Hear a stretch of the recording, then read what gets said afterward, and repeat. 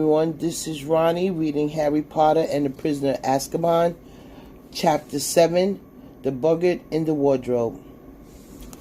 Malfoy didn't reappear in classes until late on Thursday morning, when the Slytherins and Gryffindors were halfway through double portions.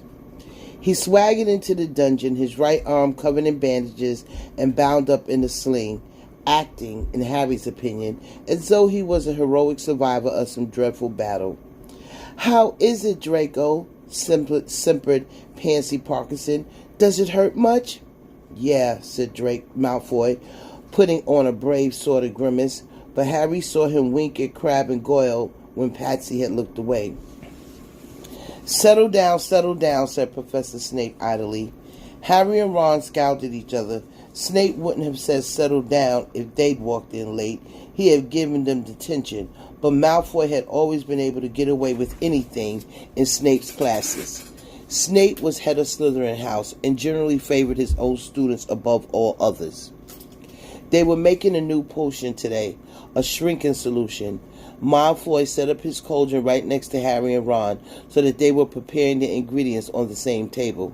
"Sir," Malfoy called. "Sir, I need help cutting up these daisy roots because of my arm."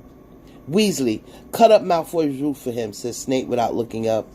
Ron went brick red. "Nothing wrong with your arm," he hissed at Malfoy. Malfoy smirked across the table. "Weasley, you heard Professor Snape. Cut up those roots." Ron seized his knife, pulled Malfoy's roots toward him, began to chop them roughly so that they were all different sizes. "Professor," drawled Malfoy, "Weasley's mutilating my roots, sir." Snape approached their table, stared down his hooked nose at the roots, then gave Ron an unpleasant smile from beneath his long, greasy black hair. "Change roots with Malfoy, Weasley." "But, sir!" Ron had spent the last quarter of an hour carefully shredding his own roots into exactly equal pieces. "Now," said Snape in his most dangerous voice. Ron shoved his own beautifully cut roots across the table at Malfoy, then took up the knife again. "And, sir, I'll need this shriveling skin," said Malfoy, his voice full of malicious laughter. "Potter, you can skin Malfoy's shriveling," said Snap, giving Harry the look of loathing he always reserved just for him. Harry took Malfoy's shrivel thing, and Ron began trying to repair the damage to the roots he now had to use. Harry skinned the shrivelings as fast as he could and flung it back across the table at Malfoy without speaking. Malfoy was smirking more broadly than ever. "Seen your pal Hagrid lately?" he asked him quietly. "None of your business," said Ron jerkily without looking up. "I'm afraid he won't be teaching much longer," said Malfoy in a tone of mock sorrow. "Father's not very happy about my injury." "Keep talking, Malfoy, and I'll give you a real injury," snarled Ron. "He's complained to the school governors and to the Ministry of Magic. Father's got a lot of influence, you know, and lasting injury like this," he gave a huge fake sigh. "Who knows, my arm never healed the same again." "So that's why you're putting it on," said Harry, accidentally beheading a dead caterpillar because his hand was shaking in anger, "to try to get Hagrid fired." "Well," said Malfoy, lowering his voice to a whisper, "partly, Potter, but there are other benefits too.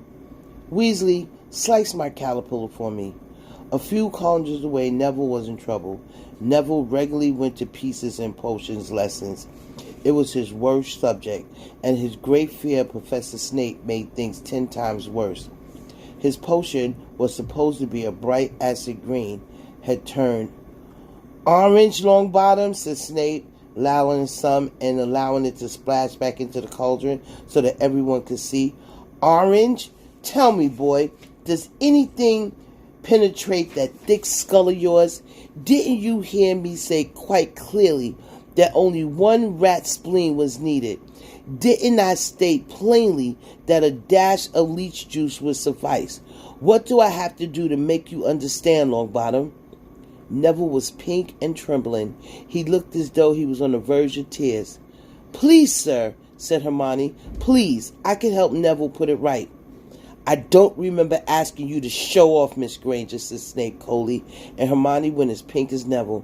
"Longbottom, at the end of this lesson we will feed a few drops of this potion to your toad and see what happens. Perhaps that will encourage you to do it properly." Snape moved away, leaving Neville breathless with fear. "Help me," he moaned to Hermione. "Hey, Harry," said Seamus Finnegan, leaning over to borrow Harry's brass scales. "Have you heard? Daily Prophet this morning. They reckon Sirius Black has been sighted." "Where?" said Harry and Ron quickly. On the other side of the table, Malfoy looked up, listening closely. "Not too far from here," said Seamus, who looked excited. "It was a Muggle who saw him. Course, she didn't really understand. The Muggles thinks he was just an ordinary criminal, don't they? So she phoned the telephone hotline. By the time the Ministry of Magic got there, he was gone." "Not too far from here," Ron repeated, looking significantly at Harry. He turned around and saw Malfoy was watching closely. "What, Malfoy? Need something else skinned?" But Malfoy's eyes were shining malevolently. They were fixed on Harry. He leaned across the table. "Thinking of trying to catch Black single-handedly, Potter?"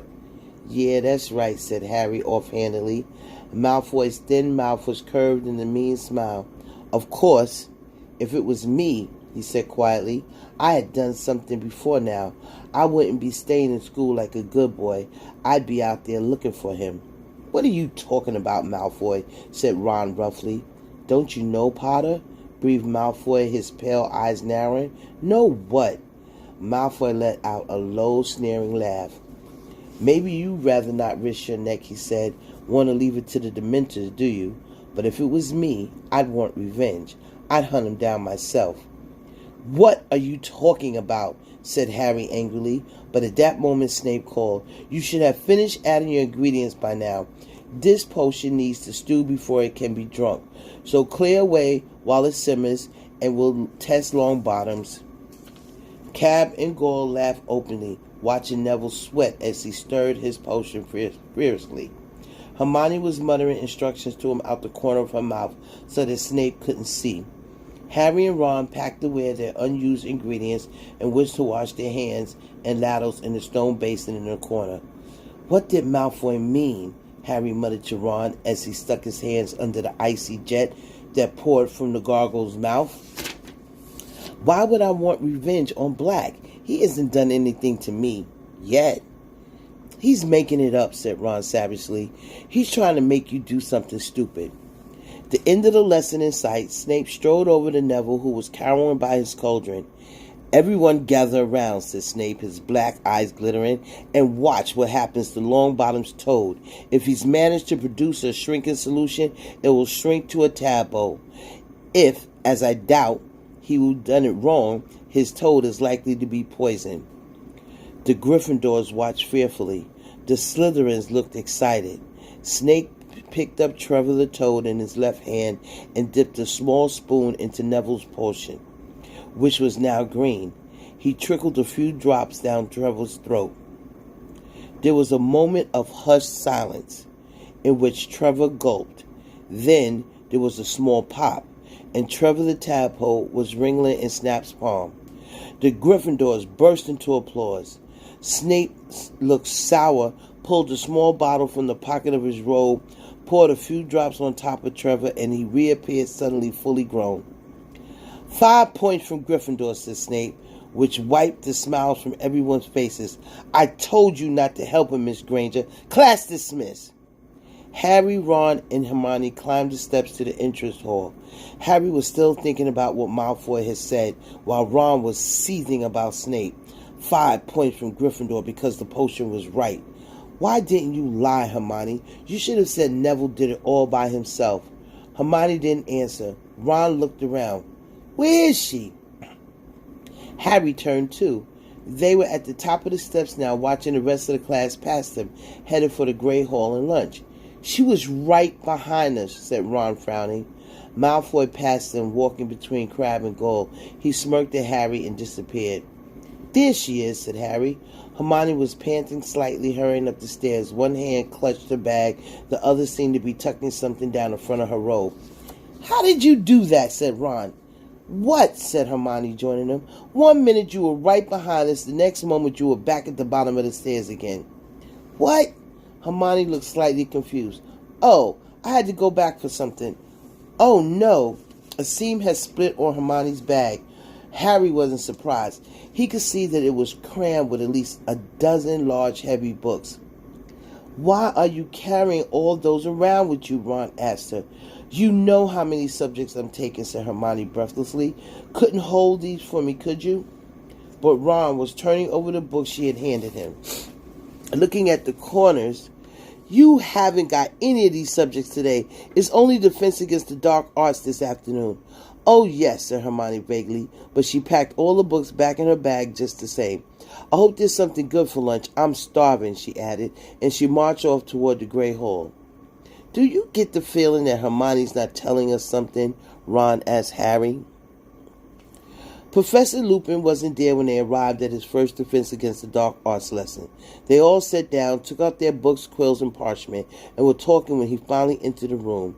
Lupin smiled vaguely and placed his tatty old briefcase on the teacher's desk. He was as shabby as ever, but looked healthier than he had on the train, as though he had a few square meals. "Good afternoon," he said. "Would you please put all your books back in your bags? Today's will be a practical lesson. You will need only your wands." A few curious looks were exchanged as the class put away their books. They had never had a practical defense against the dark arts before, unless you counted the memorable class last year when their old teacher had brought a cage full of pixies to class and set them loose. "Right then," said Professor Lupin, when everybody was ready. "If you follow me." Puzzled but interested, the class got to its feet and followed Professor Lupin out of the classroom. He led them along the deserted corridor and around a corner, where the first thing they saw was Peeves the poltergeist, who was floating upside down in mid-air and stuffing the nearest keyhole with chewing gum. Peeves didn't look up until Professor Lupin was 2 feet away. Then he wiggled his curly-toed feet and broke into a song. "Loony loopy loopin'," Peeves sang. "Loony loopy loopin', loony loopy loopin'." Rude and unimaginable as he always was, Peeves usually showed some respect toward the teachers. Everyone looked quickly at Professor Lupin to see how he would take this. To their surprise, he was still smiling. "I'd take that gum out of the keyhole if I were you, Peeves," he said pleasantly. "Mr. Flinch wouldn't be able to get into his brooms." Flinch was the Hogwarts caretaker, a bad-tempered, failed wizard who waged a constant war against the students, and indeed Peeves. However, Peeves paid no attention to Professor Lupin's words, except to blow a loud, wet raspberry. Professor Lupin gave a small sigh and took out his wand. "This is a useful little spell," he told the class over his shoulder. "Please watch closely." He raised the wand to his shoulder height and said, "Wadinawasi," and pointed it at Peeves. With the force of a bullet, the wad of chewing gum shot out of the keyhole and straight down Peeves' left nostril. He whirled upright and zoomed away, cursing. "Cool, sir," said Dean Thomas in amazement. "Thank you, Dean," said Professor Lupin, putting his wand away. "Shall we proceed?" They set off again, the class looking at shabby Professor Lupin with increased respect. He led them down a second corridor and stopped right outside of the staff room door. "Inside, please," said Professor Lupin, opening it and standing back. The staff room, a long paneled room full of old mismatched chairs, was empty except for one teacher. Professor Snape was sitting in a low armchair, and he looked around as the class filed in. His eyes were glittering, and there was a nasty sneer playing around his mouth. As Professor Lupin came in and made to close the door behind him, Snape said, "Leave it open, Lupin. I'd rather not witness this." He got to his feet, strode past the class, his black robes billowing behind him. At the doorway, he turned on his heel and said, "Possibly no one's warned you, Lupin, but this class contains Neville Longbottom. I would advise you not to entrust him with anything difficult, not unless Miss Granger is hissing instructions in his ear." Neville went scarlet. Harry glared at Snape. It was bad enough that he bullied Neville in his own classes, let alone doing it in front of other teachers. Professor Lupin had raised an eyebrow. I was hoping that Neville would assist me with the first stage of the operation, he said, and I'm sure he will perform it admirably. Neville's face went, if possible, even redder. Snape's lip curled, but he left, shutting the door with a snap. Now then, said Professor Lupin, beckoning the class toward the end of the room where there was nothing but an old wardrobe where the teachers kept their spare robe. As Professor Lupin went to stand next to it, the wardrobe gave a sudden wobble, banging off the wall. Nothing to worry about, said Professor Lupin calmly, because a few people had jumped backwards in alarm. There's a Boggart in there. Most people seemed to feel that this was something to worry about. Neville gave Professor Lupin a look of pure terror, and Seamus Finnegan eyed the now rattling doorknob apprehensively. Boggarts like dark, enclosed spaces, said Professor Lupin. Wardrobes, the gap beneath beds, the cupboards under sinks. I once met one that had lodged itself in a grandfather clock. This one moved in yesterday afternoon, and I asked the headmaster if the staff would leave it to give my third year some practice. So the first question we must ask ourselves is, what is a Boggart? Hermione put her hand up. It's a shapeshifter, she said. It can take the shape of whatever it thinks will frighten us the most.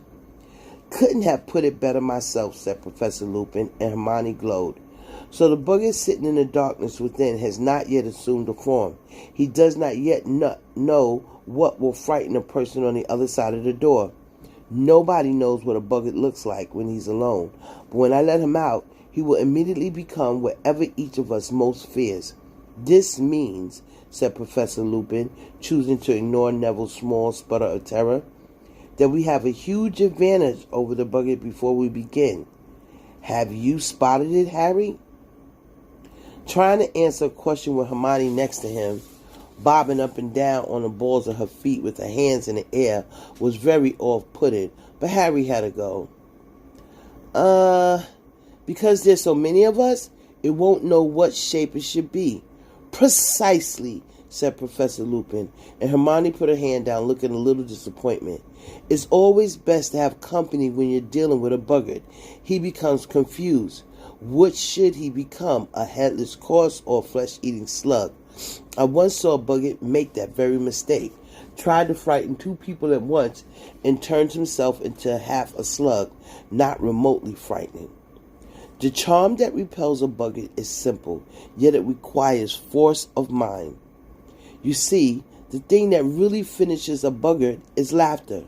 What you need to do is force it to assume a shape that you find amusing. We will practice the charm without wands first. After me, please. Ridiculous. Ridiculous, said the class together. Good, said Professor Lupin. Very good. But that was the easy part, I'm afraid. You see, the word alone is not enough, and this is where you come in, Neville. The wardrobe shook again, though not as much as Neville, who walked forward as though he were heading for the gallows. Right, Neville, said Professor Lupin. First things first. What would you say is the thing that frightens you most in the world? Neville's lips moved, but no noise came out. Didn't catch that, Neville, sorry, said Professor Lupin cheerfully. Neville looked around rather wildly, as though begging someone to help him. Then he said, in barely more than a whisper, Professor Snape. Nearly everyone laughed. Even Neville grinned apologetically. Professor Lupin, however, looked thoughtful. Professor Snape, Neville, I believe you live with your grandmother. Yes, said Neville nervously, but I don't want that Boggart to turn into her either.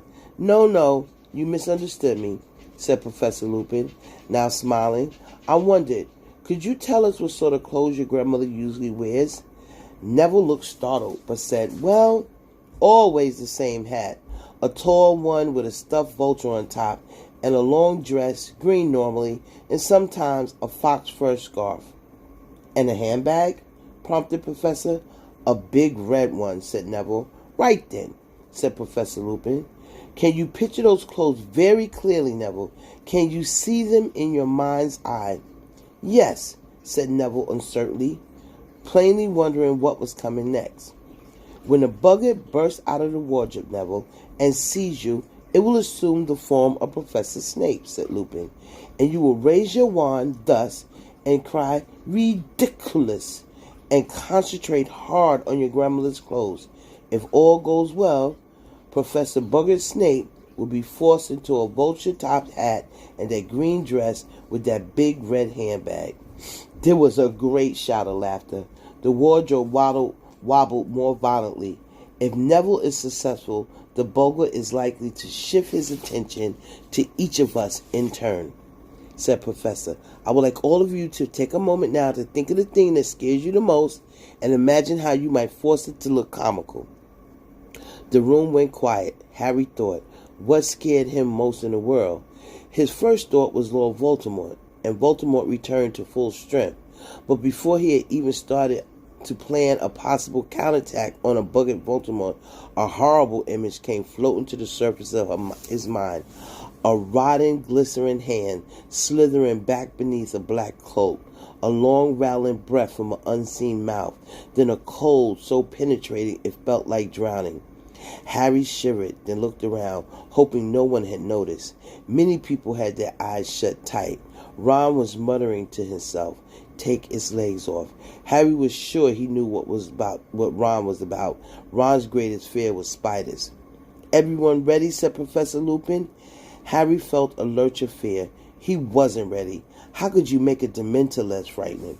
But he didn't want to ask for more time. Everyone else was nodding and rolling up their sleeves. Neville, we're going to back away, said Professor Lupin. Let you have a clear field, all right? I'll call the next person forward. Everyone back now so Neville can get a clear shot. They all retreated, back against the walls, leaving Neville alone beside the wardrobe. He looked pale and frightened, but he had pushed up the sleeves of his robes and was holding his wand ready. On the count of 3, Neville, said Professor Lupin, who was pointing his own wand at the handle of the wardrobe. 1, 2, 3. Now! A jet of sparks shot from the end of Professor Lupin's wand and hit the doorknob. The wardrobe burst open. Hook-nosed and menacing, Professor Snape stepped out, his eyes flashing at Neville. Neville backed away, his wand up, mouthing wordlessly. Snape was bearing down upon him, reaching inside his robes. Ridiculous! Squeaked Neville. There was a noise like a whip crack. Snape stumbled. He was wearing a long lace-trimmed dress and a towering hat topped with a moth-eating vulture, and he was swinging a huge crimson bag. There was a roar of laughter. The Boggart paused, confused, and Professor Lupin shouted, Parvati, forward! Parvati walked forward, her face set. Snape rounded on her. There was another crack, and where he stood was a blood-stained, bandaged mummy. Its sightless face was turned to Parvati, and it began to walk toward her very slowly, dragging its feet, its stiff arms raising. Ridiculous! Cried Parvati. A bandage unraveled at the mummy's feet. It became entangled, fell face forward, and its head rolled off. Seaman! Roared Professor Lupin. Seaman darted past Parvati. Crack! Where the mummy had been was a woman with floor-length black hair and a skeletal green-tinged face. A banshee. She opened her mouth wide, and an unearthly sound filled the room. A long wailing shriek that made the hair on Harry's hair stand up. Ridiculous! Shouted Seamus. The banshee made a rasping noise and clutched her throat. Her voice was gone. Crack! The banshee turned into a rat, which chased his tail in a circle. Then crack! Became a rattlesnake, which slithered and writhed before crack! Becoming a single bloody eyeball. It's confused, shouted Lupin. We're getting there, Dean. Dean hurried forward. Crack! The eyeball became a severed hand, which flipped over and began to creep along the floor like a crab. Ridiculous, yelled Dean. There was a snap, and a hand was trapped in a mousetrap. Excellent, Ron, you next. Ron leaped forward. Crack! Quite a few people screamed. A giant spider, 6 feet tall, covered in hair, was advancing on Ron, clicking his pincers menacingly. For a moment, Harry thought Ron had frozen. Then, ridiculous! Ridiculous! Bellowed Ron, and the spider's leg vanished. It rolled over and over. Lavender Brown squealed and ran out of his way, and it came to a halt at Harry's feet. He raised his wand readily, but... "Here!" shouted Professor Lupin, suddenly hurrying forward. Crack! The legless spider had vanished. For a second more, everyone looked wildly around to see where it was.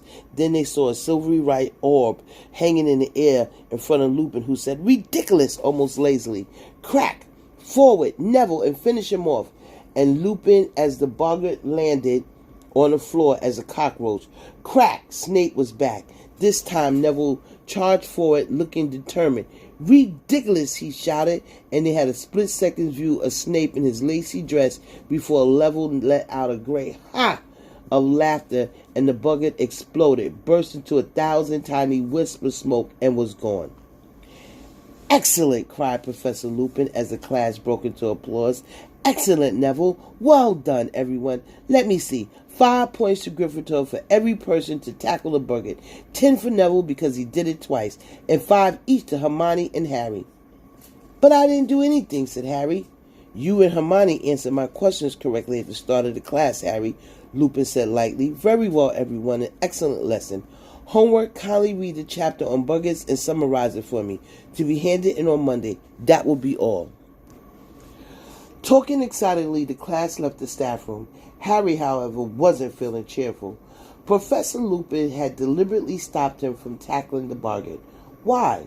Was it because he'd seen Harry collapse on a train and thought he wasn't up to much? Had he thought Harry would pass out again? But no one else seemed to have noticed anything. "Did you see me take that banshee?" shouted Seamus. "And the hand," said Dean, waving his own around. "And Snape in that hat. And my mummy." "I wonder why Professor Lupin's frightened of crystal balls," said Lavender thoughtfully. "That was the best defense against the dark arts lessons we've ever had, wasn't it?"